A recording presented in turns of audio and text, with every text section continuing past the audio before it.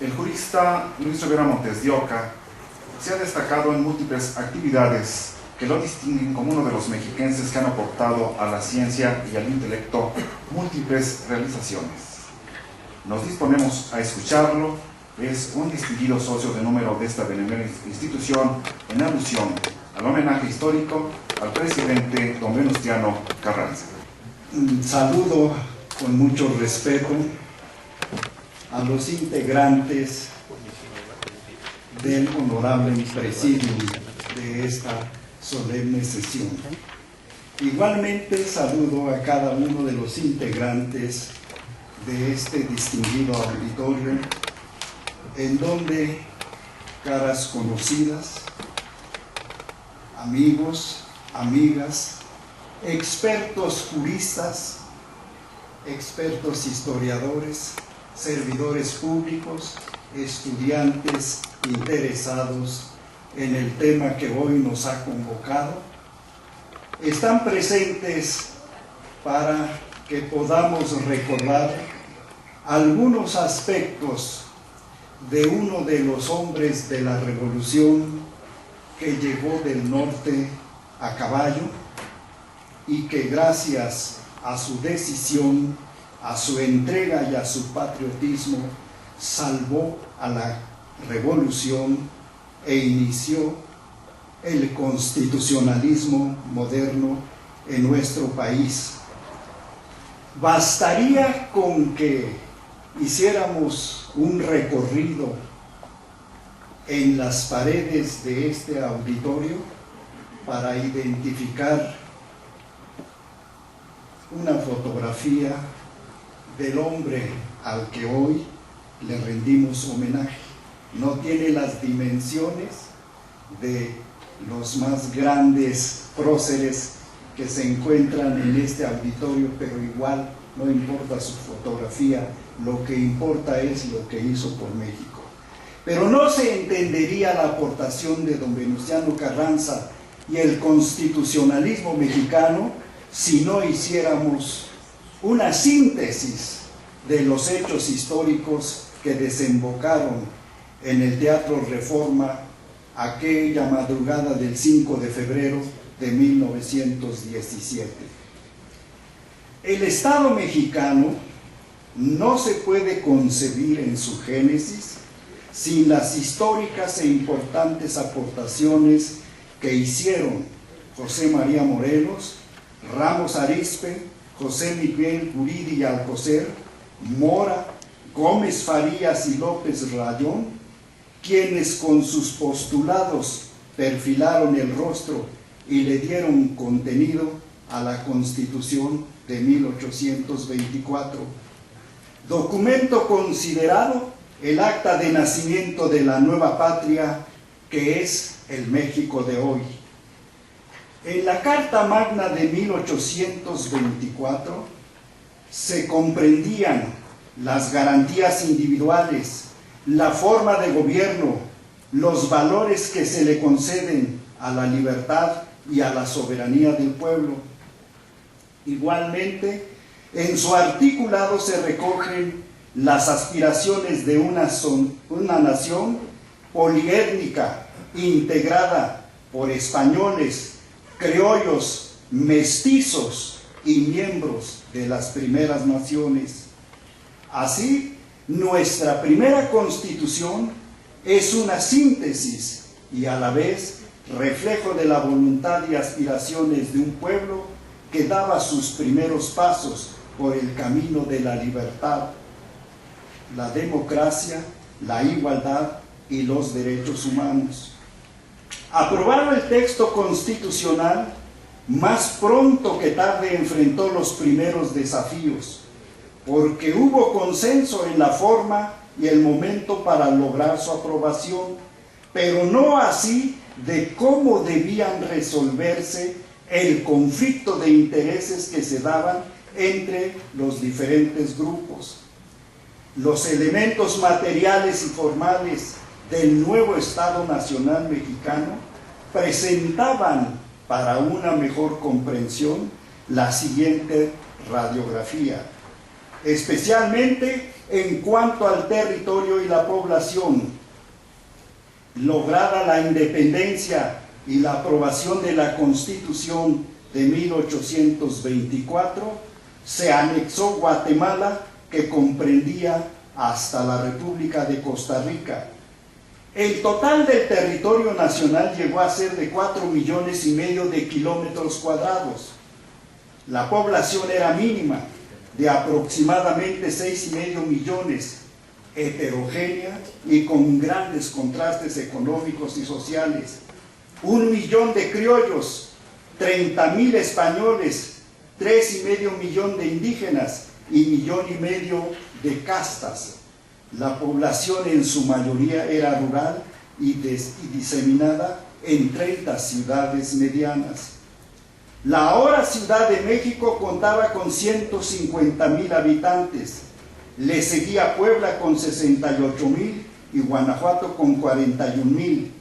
En el lejano norte, Ciudad Juárez, conocido entonces como Paso del Norte, habitaban 4,000 habitantes. Y Taos, a orillas del río Nueces, que era la población mexicana más lejana del centro, contaba con 9,000 habitantes. Guerras extranjeras, eventos políticos que caracterizaron esta etapa de la historia, redujeron nuestro territorio. Por su parte, la primera constitución y un incipiente constitucionalismo fue duramente cuestionado en esta etapa por su naturaleza centralista, según queja de los estados.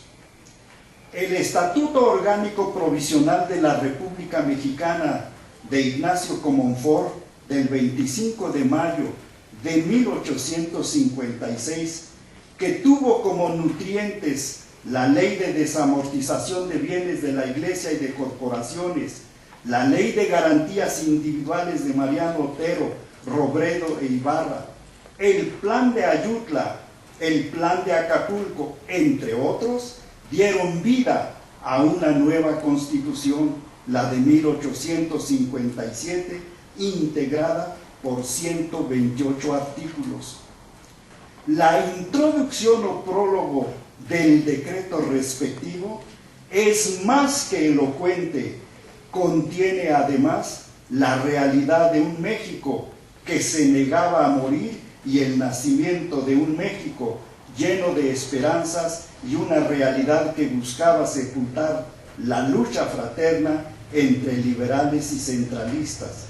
El aludido decreto empieza: Ignacio Comonfort, presidente sustituto de la República Mexicana, a los habitantes de ella, sabed, en el nombre de Dios y con la autoridad del pueblo mexicano, los representantes de los diferentes estados, del distrito y territorios que componen la República de México, llamados por el plan proclamado en Ayutla el 1 de marzo de 1854, reformado en Acapulco el día 11 del mismo mes y año, y por la convocatoria expedida el 17 de octubre de 1855 para constituir a la nación bajo la forma de república democrática, representativa y popular, poniendo en ejercicio los poderes con que están investidos,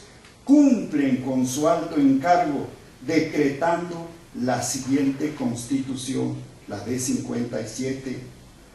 Diputados hermanados por el amor a México de este histórico Congreso Constituyente, recordamos a Valentín Gómez Farías, tan grato para esta sociedad, León Guzmán, Francisco Zarco, Ponciano Arriaga, Antonio Escudero, Manuel Romero Rubio, Santos Degollado y a Guillermo Prieto, entre otros. De 1857 a 1917 transcurrieron 60 años aproximadamente. La lucha de intereses ideológicos, económicos, políticos y ambiciones de grupos y de gobiernos extranjeros nos reflejan una constitución republicana liberal, la de 1857, y de un Estado imperial de 1865 a 1867. 8 presidentes de la República, 5 de los cuales fincaron su gobierno en la Constitución aludida, y un emperador que expidió el Estatuto Imperial. Benito Juárez y Porfirio Díaz ejercieron el poder durante esta etapa más allá del término constitucional, lastimando seriamente al incipiente constitucionalismo mexicano. En el amanecer de 1910, la crisis que enfrentó el gobierno de Porfirio Díaz tuvo como elemento detonador la permanencia del propio general en la presidencia de la República, convirtiéndose en un verdadero dictador. Los obreros de Río Blanco, los mineros de Cananea, los hermanos Flores Magón fueron, entre otros, factores identificados con el descontento nacional. La estructura agraria en el campo era insostenible por la explotación que se hacía en las grandes haciendas de los trabajadores. Lo mismo en las haciendas algodoneras y graneras del norte que en las haciendas maiceras y de reses bravas en el centro. Las haciendas cañeras en Veracruz, Morelos y Oaxaca, así como las haciendas enequeneras de Yucatán. Los periódicos católicos nacionales como El País y El Tiempo fueron conductos para reflejar el descontento de los mexicanos.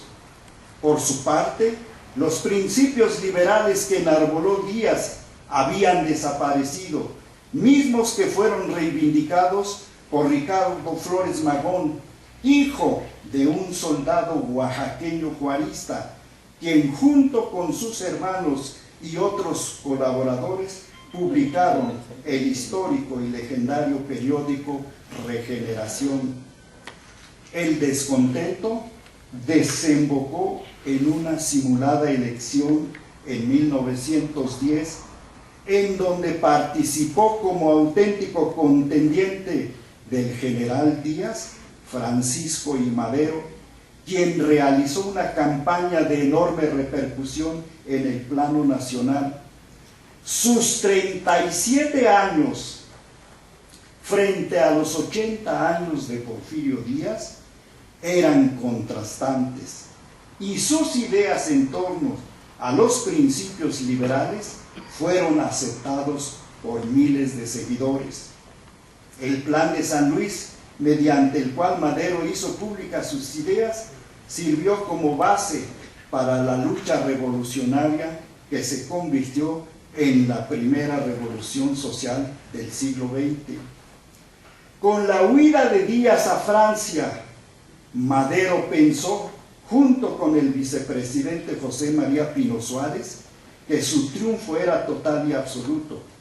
Sin embargo, los generales Félix Díaz y Victoriano Huerta los aprendieron el 19 de febrero de 1912 y ascendió como presidente usurpador el segundo de los mencionados.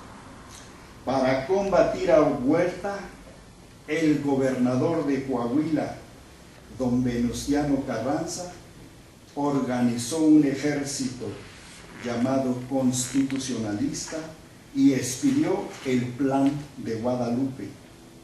Por su parte, Emiliano Zapata tampoco reconoció al nuevo gobierno. Al llamado de Carranza se sumaron antiguos maderistas como Francisco Villa y Álvaro Obregón. Esta etapa del movimiento revolucionario tuvo su culminación en 1916, cuando el presidente Carranza lanzó la convocatoria para celebrar un congreso constituyente al finalizar el año. Con este motivo se eligieron 210 diputados que llevarían a cabo sus sesiones en el Teatro Reforma de la ciudad de Querétaro. El resultado fue una nueva constitución, la Constitución Política de los Estados Unidos Mexicanos, vigente hasta nuestros días. Los diputados que debatieron cada uno de los artículos de la Constitución pronto se dividieron en dos bandos: los jacobinos, más radicales en las reformas, y los entonces conocidos como senadores romanos, que apoyaban el proyecto del primer jefe del ejército constitucionalista, Carranza. El 5 de febrero de 1917 se aprueba la nueva Constitución vigente, y con ella se cerraba, al menos en el terreno legal, un capítulo de la revolución, aunque en la realidad los problemas creados por caudillos revolucionarios dividieron aún más al país. La llamada primera Constitución Política y Social del siglo XX consagró derechos colectivos en los artículos 3, 27 y 123. Se hacía así justicia a los obreros, a los hombres del campo, y se sentaban las bases de una educación gratuita, laica y con un enfoque de justicia social. Tiene razón don Andrés Enestrosa al decir que en cada artículo de la Constitución de 1917 cabe la historia toda de México. Hoy podemos agregar, como se ha dicho aquí, que en cada uno de los numerales de la Carta Magna hay un propósito y un camino que seguir para el pueblo de México. El constitucionalismo mexicano le debe al Barón de Cuatro Ciénegas no solamente haber participado en la revolución, sino haber defendido los principios constitucionales, iniciando con la denominación de su ejército. La historia registra que al Congreso Constituyente de Querétaro envió un proyecto de constitución conocido así como Proyecto Carranza, que sirvió para que fuera el marco de referencia de los debates que culminaron el 5 de febrero de 1917. Honrar a la Constitución del 17 es honrar a Carranza. Respetar los postulados de este documento supremo es imperativo para gobernantes y gobernados. A pocos meses de que se cumpla el centenario de la Constitución de 17, el mejor homenaje al constitucionalismo mexicano es cumplir los postulados de la Constitución General para que el Estado de Derecho sea una realidad en el México de hoy. En una reciente visita a la ciudad de Saltillo, capital de Coahuila, los coahuilenses, los paisanos de nuestro homenajeado, sienten en Carranza al más grande, al más patriotas de sus congéneres. Su monumento en el corazón de la ciudad de Saltillo, a caballo, es el más grande, el más impresionante, que rinde homenaje permanente de los coahuilenses a este mexicano excepcional. Ellos, los coahuilenses mexicanos a la distancia, sienten en Ciudad Acuña y en Piedras Negras los límites con el gran Coloso del Norte, el primer baluarte para la defensa de la soberanía. Su orgullo nacional, su orgullo regional va más allá de lo que la historia registra y de lo que conocemos en el centro. Por eso es que al agradecerle al Consejo Directivo de nuestra sociedad la invitación para hablar sobre Venustiano Carranza, resulta un honor compartir con ustedes estas ideas. Es doblemente honroso, y la mejor manera de recordarlo es respetando, honrando y cumpliendo cada artículo de la Constitución de 1917. Muchas gracias.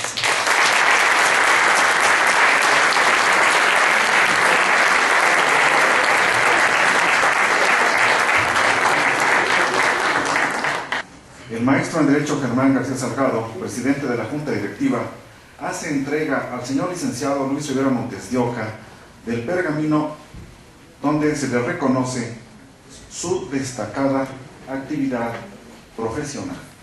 Es otorgado por la Junta Directiva y nos honramos en tenerlo como socio numeral.